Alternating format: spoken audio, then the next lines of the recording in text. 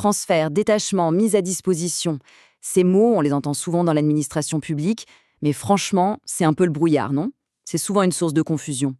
Alors aujourd'hui, on va essayer de démêler tout ça, de clarifier une bonne fois pour toutes ces trois statuts professionnels. Et c'est super important, que ce soit pour piloter sa carrière ou pour bien gérer les équipes. La question, elle a l'air simple comme ça, mais attention, la réponse, elle a des conséquences énormes, que ce soit pour une carrière ou pour la gestion des ressources humaines. Alors, c'est quoi la vraie différence entre ces trois situations? C'est justement ce qu'on va décortiquer maintenant, point par point. Allez, on entre dans le vif du sujet. On commence avec le premier concept, le transfert. Et pour bien comprendre, il faut vraiment se le représenter comme le changement le plus définitif, le plus radical des trois, sans aucun doute. Bon, la définition officielle est assez claire. Le transfert, qu'on appelle aussi annacle, attention, ce n'est pas juste changer de bureau ou d'étage. Non, non. C'est un changement complet d'employeur, mais toujours au sein du secteur public, bien sûr. Et ça implique le transfert intégral du dossier administratif. En gros, c'est un véritable nouveau départ. Le mot-clé, ici, vraiment, c'est la permanence. Une fois qu'un agent est transféré, c'est fini. Il dépend à 100% de sa nouvelle administration. Ses droits, ses devoirs, tout son avenir pro, tout est lié à ce nouvel environnement. Le lien avec l'administration d'origine, il est, pour ainsi dire, coupé net. Et bien sûr, tout ça est très encadré par la loi, hein, que le transfert soit volontaire ou qu'il soit imposé. Ok, on passe au deuxième statut, le détachement. Et là, attention, on change complètement de logique. On a vu que le transfert, c'était permanent, radical. Eh bien, le détachement, c'est tout l'inverse. Par définition, c'est temporaire. Et ça illustre parfaitement la différence fondamentale.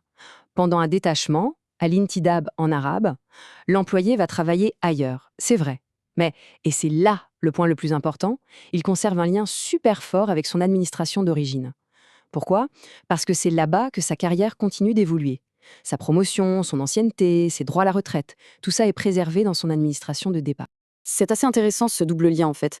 D'un côté, l'employé travaille pour une nouvelle administration, c'est elle qui paie le salaire, mais de l'autre, sa carrière, elle, continue de progresser dans son administration d'origine. C'est une situation qui a une durée bien précise, et l'idée, c'est de revenir à son poste de départ. Le but de tout ça, c'est simple, c'est une solution super flexible pour combler un besoin temporaire, sans pour autant perdre un bon élément de façon définitive. Bon, on arrive maintenant au troisième et dernier statut, la mise à disposition. Alors celui-là, il est vraiment spécial, il est un peu à part, et on va voir tout de suite pourquoi son fondement juridique est unique. Le principe de base, en apparence, est assez simple. Imaginez une administration A qui va prêter un de ses employés à une administration B. C'est tout. Mais tout, absolument tout, repose sur un accord entre ces deux institutions. C'est vraiment cet accord mutuel qui est la clé de voûte de tout le système. Et là, cette citation, elle est super parlante. Elle nous dit quoi, en substance? Que la mise à disposition, eh bien, on ne la trouve pas noir sur blanc dans la loi sur la fonction publique. C'est une pratique qui s'est installée avec le temps, par la coutume, ce qu'on appelle al-urf. Ça veut dire que tout repose sur la confiance et la bonne entente entre les administrations, bien plus que sur un texte de loi formel. Donc pour résumer, de nos trois statuts, c'est clairement le moins formel. Il n'y a pas de loi spécifique pour l'encadrer, tout fonctionne sur la base d'un accord, et sa durée, eh bien, elle n'est pas définie par la loi. Ça lui donne une flexibilité incroyable, c'est vrai, mais ça crée aussi une sorte de flou juridique. Bon, maintenant qu'on a regardé chaque statut un par un, le mieux c'est de les mettre face à face. C'est vraiment le moment de vérité pour dissiper les dernières confusions et voir, noir sur blanc, ce qui les différencie. Alors, là, ce tableau, il résume tout parfaitement. Regardons la première ligne, la base légale.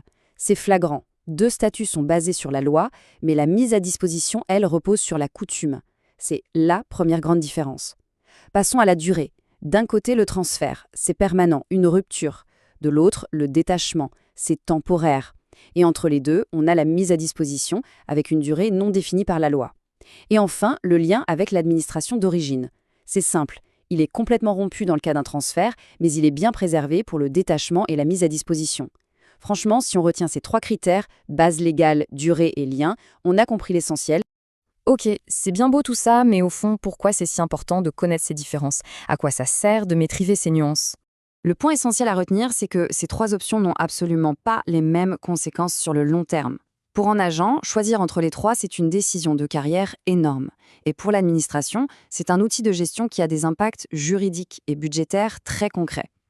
Choisir la mauvaise voie, c'est prendre le risque d'avoir des conséquences qui peuvent se faire sentir pendant des années. Et tout ça, ça nous amène à la question finale. Quel est le statut le plus adapté, finalement? La vérité, c'est qu'il n'y a pas de meilleur choix universel. Ça n'existe pas. Tout dépend des objectifs de chacun, du parcours professionnel visé et bien sûr des besoins stratégiques de l'administration. Au final, la seule bonne décision, c'est celle qu'on prend en sachant exactement ce que chaque option implique.